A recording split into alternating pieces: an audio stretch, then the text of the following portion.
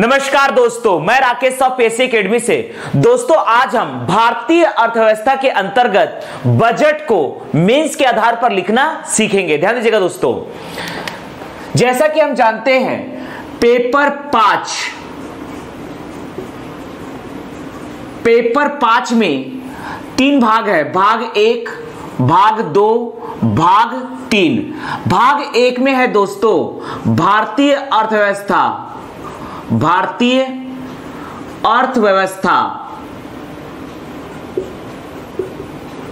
व छत्तीसगढ़ की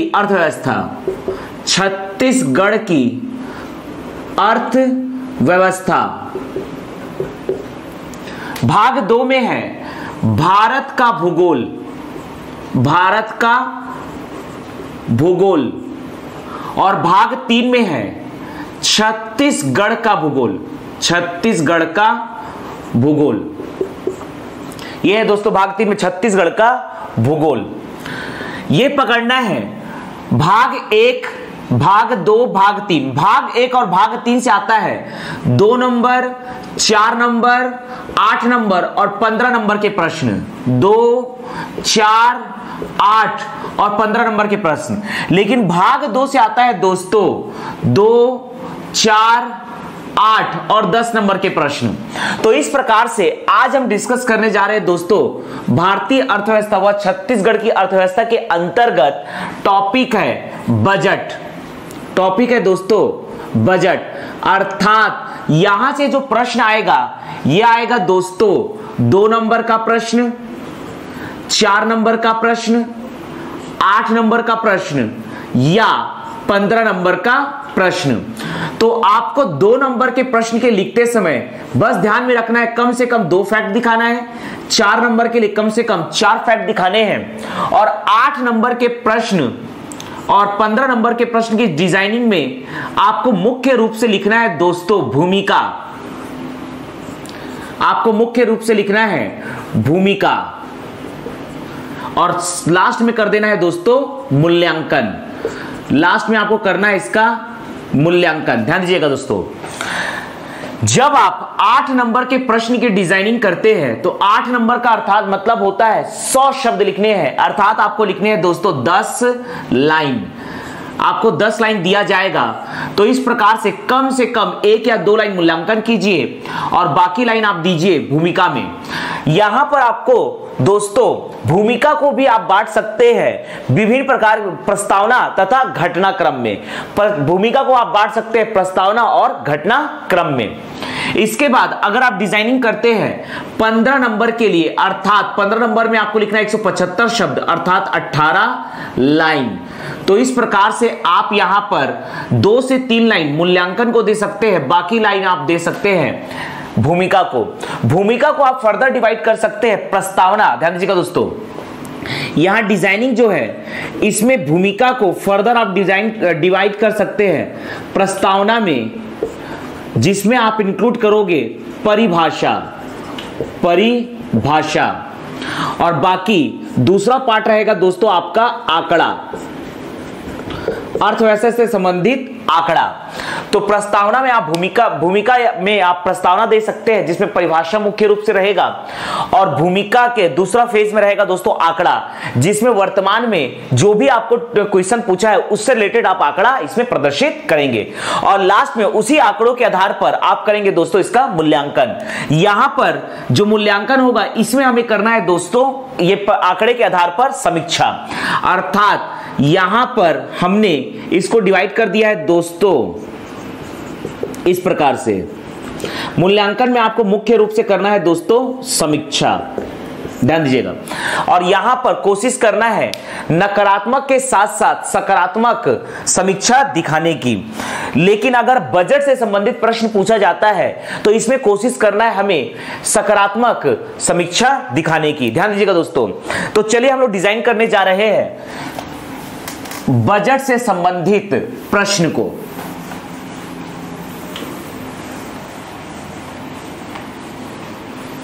बजट से संबंधित प्रश्नों को हम डिस्कस करने जा रहे हैं दोस्तों। प्रश्न नंबर दिया है, मान लीजिए प्रश्न दिया है केंद्रीय बजट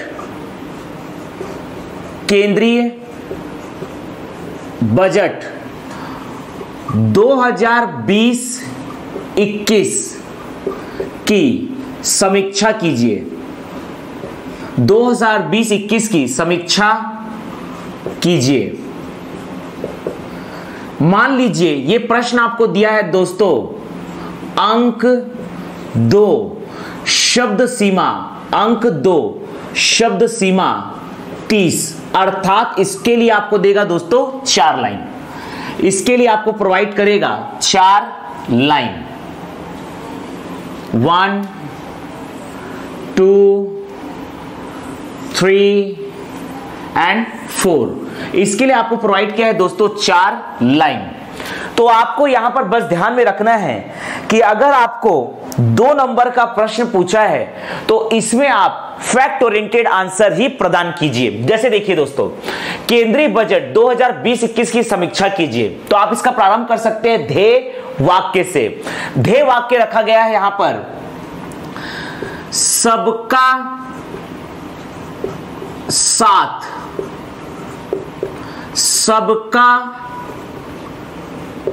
विकास, सबका साथ, सबका विकास, सबका विश्वास। ध्येय वाक्य के साथ, ध्येय वाक्य, ध्येय वाक्य के साथ 1 फरवरी 2020 को वित्त मंत्री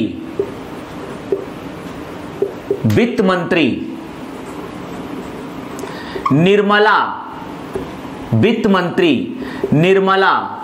सीतारमण के द्वारा, वित्त मंत्री निर्मला सीतारमण के द्वारा केंद्रीय बजट लोकसभा में, केंद्रीय बजट लोकसभा में प्रस्तुत किया गया। बजट का आकार, समीक्षा में मुख्य रूप से आपको बताना है दोस्तों बजट का आकार। बजट का आकार 30,42,232 करोड़ रुपए है। इसमें सार्वजनिक आय, 30,42,230 करोड़ रुपए व सार्वजनिक व्यय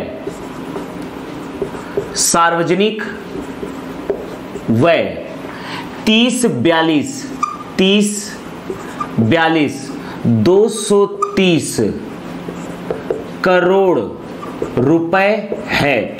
तो इस प्रकार से दोस्तों हमने केंद्रीय बजट 2020-21 की समीक्षा किया 2 मार्क्स के लिए।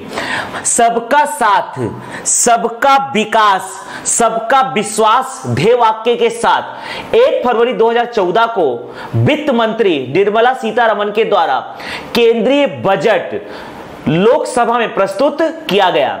बजट का आकार 30,42,230 करोड़ रुपए है। इसमें सार्वजनिक आय 30,42,230 करोड़ रुपए व सार्वजनिक व्यय 30,42,230 करोड़ रुपए है। मान लीजिए यही प्रश्न आता है 4 नंबर के अर्थात 60 शब्द के लिए, तो आपको 6 लाइन प्रदान किया जाएगा। इसमें भी आप दोस्तों फैक्ट ओरिएंटेड आंसर ही प्रदर्शित कीजिए। इसमें भी आपको फैक्ट ओरिएंटेड आंसर ही प्रदर्शित करना है, अर्थात 2 लाइन आपका बढ़ जाएगा। ध्यान दीजिएगा दोस्तों, इसमें आप दिखा सकते हैं सार्वजनिक, इसमें दिखा सकते हैं दोस्तों, आप इसमें दिखा दीजिए वित्तीय घाटा, तो थोड़ा फ्लेवर अलग हो जाएगा। केंद्रीय बजट में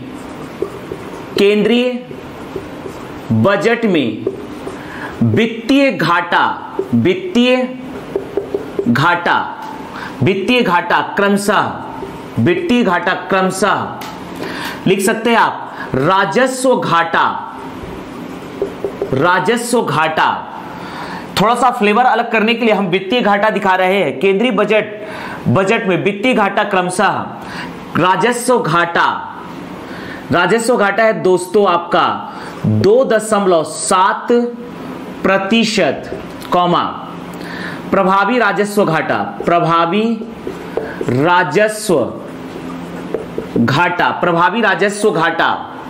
1.8%, राजकोषीय घाटा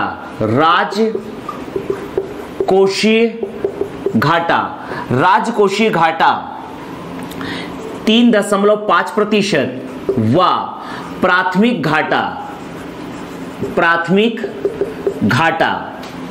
0.4% है। तो इस प्रकार से हमने दोस्तों थोड़ा सा फ्लेवर को चेंज किया। यहां पर हमने बजट के आकार को समझाया और यहां पर वित्तीय घाटा को समझाया। तो यहां पर केंद्रीय बजट 2020-21 की समीक्षा कीजिए। 4 नंबर शब्द सीमा 60 के लिए हमने डिजाइन किया। सबका साथ, सबका विकास, सबका विश्वास ध्येय वाक्य के साथ 1 फरवरी 2020 को वित्त मंत्री निर्मला सीतारमण के द्वारा केंद्रीय बजट लोकसभा में प्रस्तुत किया गया। बजट का आकार 30,42,230 करोड़ रुपए है। इसमें सार्वजनिक आय 30,42,230 करोड़ रुपए व सार्वजनिक व्यय 30,42,230 करोड़ रुपए है। केंद्रीय बजट में वित्तीय घाटा क्रमशः राजस्व घाटा 2.7%, प्राथमिक राजस्व घाटा 1.8%, राजकोषीय घाटा 3.5% व प्राथमिक घाटा 0.4% है। यह हमने बनाया दोस्तों आंसर 4 नंबर के लिए। मान लीजिए यही प्रश्न आता है 8 नंबर के लिए दोस्तों। 8 नंबर के लिए प्रश्न आता है, अर्थात हमें प्रदान किए जाएंगे 100 शब्द के लिए 10 लाइन, अर्थात यहां पर हमारे 4 लाइन और बढ़ जाएंगे। इस प्रकार से हमारे 4 लाइन और बढ़ जाएंगे।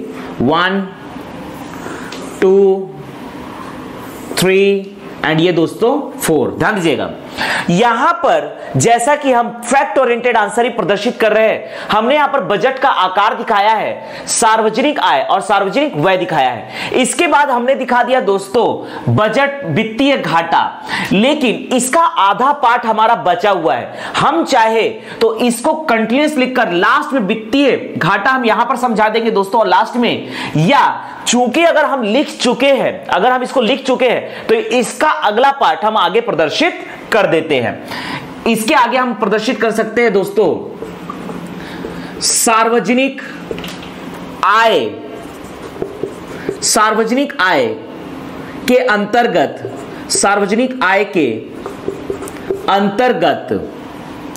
राजस्व आय, सार्वजनिक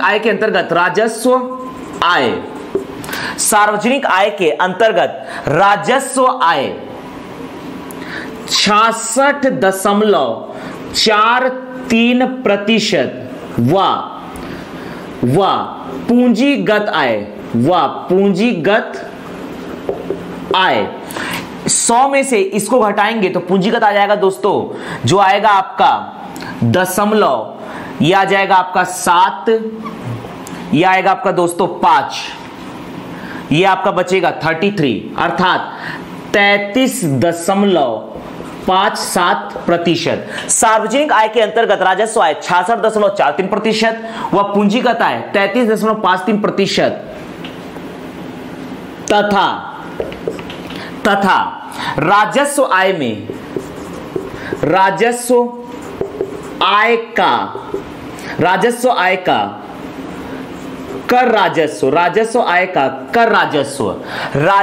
आय का कर राजस्व यह आपका है 80.95% व कर भिन्न राजस्व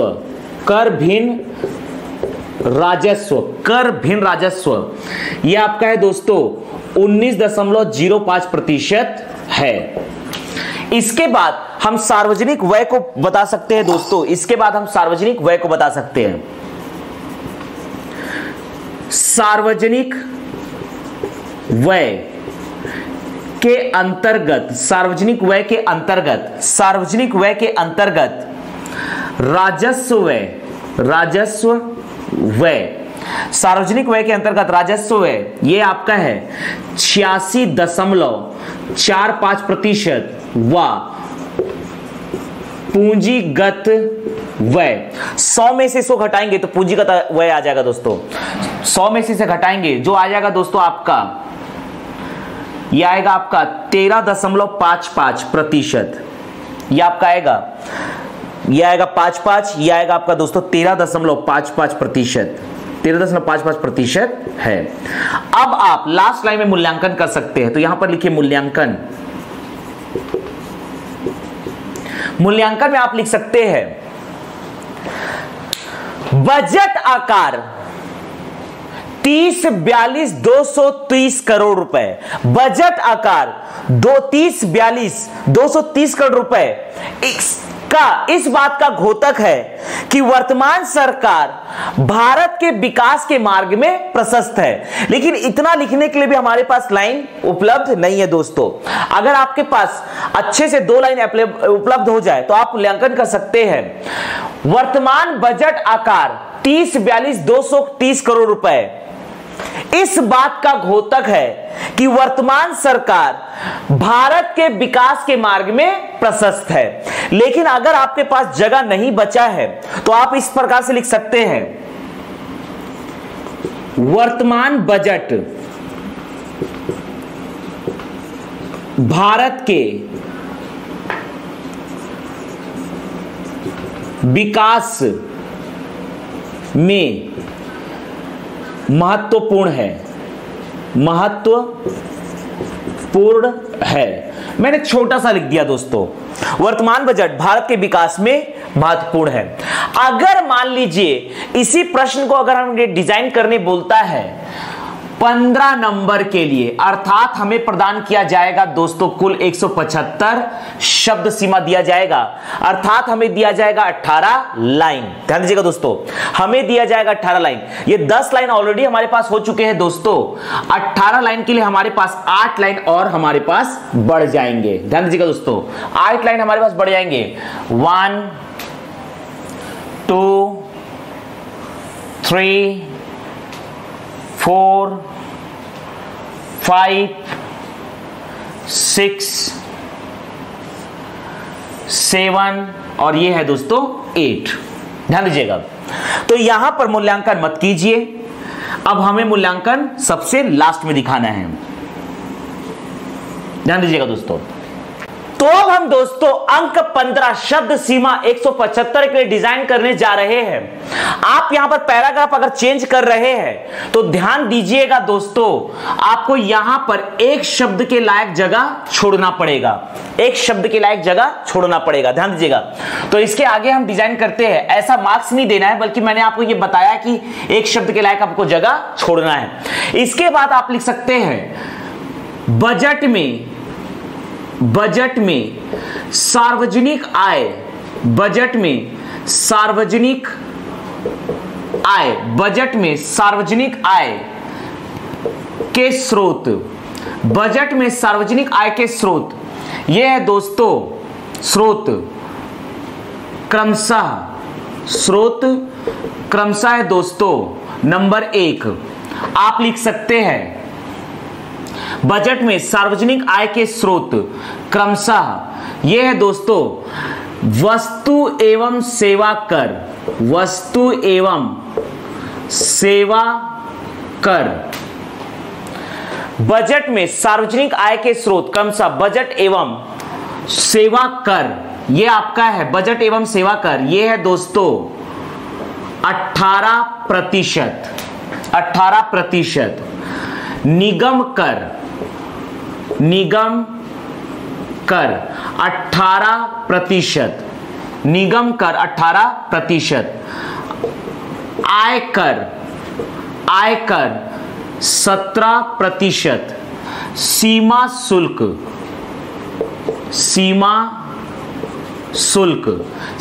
शुल्क है दोस्तों, ध्यान दीजिएगा, सीमा शुल्क ये आपका है, सीमा शुल्क है दोस्तों आपका 4%। 5वां है केंद्रीय उत्पाद शुल्क, केंद्रीय उत्पाद शुल्क, केंद्रीय उत्पाद शुल्क ये आपका है 18%, केंद्रीय उत्पाद शुल्क 18%। उधार एवं अन्य देयताएं, उधार एवं अन्य देयताएं ये पकड़ना है दोस्तों आपका 20%। इसके बाद अगला है कर भिन्न राजस्व, कर भिन्न राजस्व ये आपका है 10%। लास्ट पकड़ना है कर भिन्न राजस्व। अगला है ऋण भिन्न राजस्व, ऋण भिन्न राजस्व। अगला है दोस्तों ऋण भिन्न राजस्व ये पकड़ना है 6% है। इसके बाद ये हमने दोस्तों बजट में सार्वजनिक आय के स्रोत बताया। अब आप बजट में सार्वजनिक व्यय के स्रोत बता सकते हैं। बजट में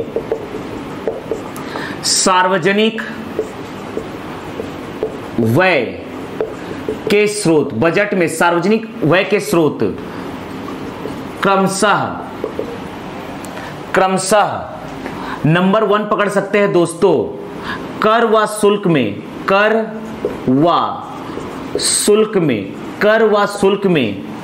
राज्यों की हिस्सेदारी,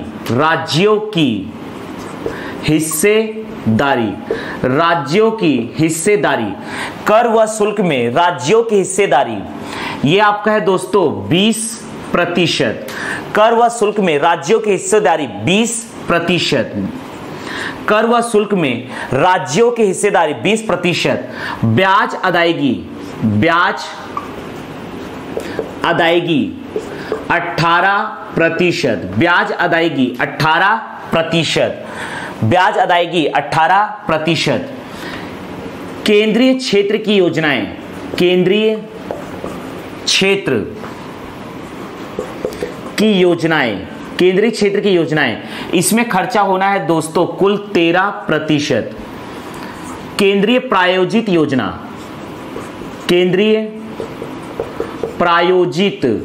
योजना इसमें खर्च होना है 9%।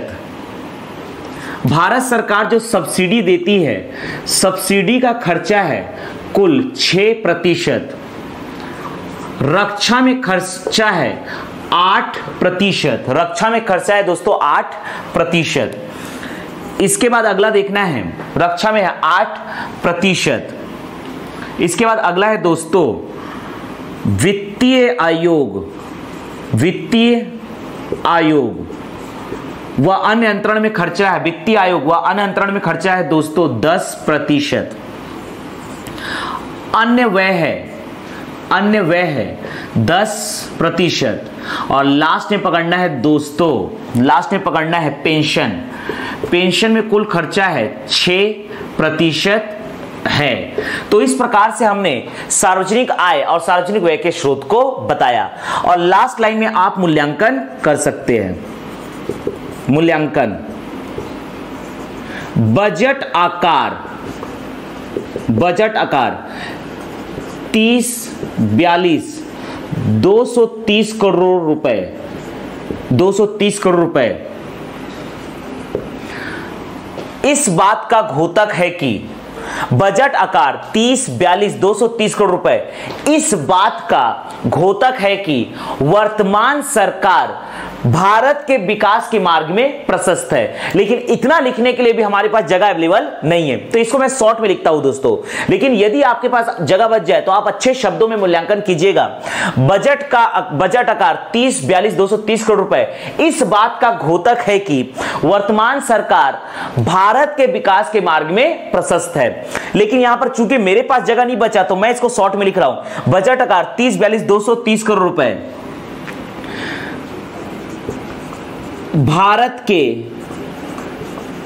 विकास के मार्ग में प्रशस्त है, विकास के मार्ग में प्रशस्त है। तो ये हमने मूल्यांकन किया दोस्तों। तो इस प्रकार से हमने डिजाइनिंग किया केंद्रीय बजट 2020-21 की समीक्षा में हमने किया 15 अंक के लिए सबका साथ सबका विकास सबका विश्वास ध्येय वाक्य के साथ 1 फरवरी 2020 को वित्त मंत्री निर्मला सीतारमण के द्वारा केंद्रीय बजट लोकसभा में प्रस्तुत किया गया। बजट का आकार 3042,230 करोड़ रुपए है। इसमें सार्वजनिक आय 3042,230 करोड़ रुपए व सार्वजनिक व्यय 3042,230 करोड़ रुपए है। केंद्रीय बजट में वित्तीय घाटा क्रमशः राजस्व घाटा 2.7%, प्रभावी राजस्व घाटा 1.8%, राजकोषीय घाटा 3.5% व प्राथमिक घाटा 0.4% है। सार्वजनिक आय के अंतर्गत राजस्व आय 66.43% व पूंजीगत आय 33.57% तथा राजस्व आय का कर राजस्व 80.95% व कर भिन्न राजस्व 19.05% है। सार्वजनिक व्यय के अंतर्गत राजस्व व्यय 86.45% व पूंजीगत व्यय 13.55% है। पैराग्राफ हमने चेंज किया तो एक शब्द के लायक थोड़ा जगह छोड़ा।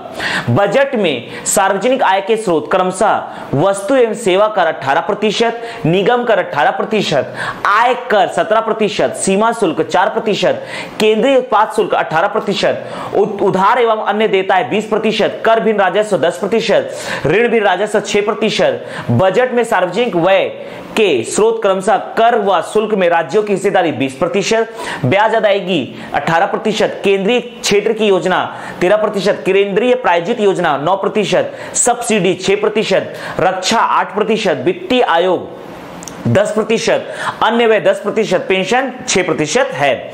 लास्ट लाइन हमने मूल्यांकन किया बजट का आकार 3042,230 करोड़ रुपए इस बात का घोतक है कि वर्तमान सरकार भारत के विकास के मार्ग में प्रशस्त है, जिसको हमने शॉर्ट में लिखा बजट आकार 3042,230 करोड़ रुपए भारत के विकास के मार्ग में प्रशस्त है।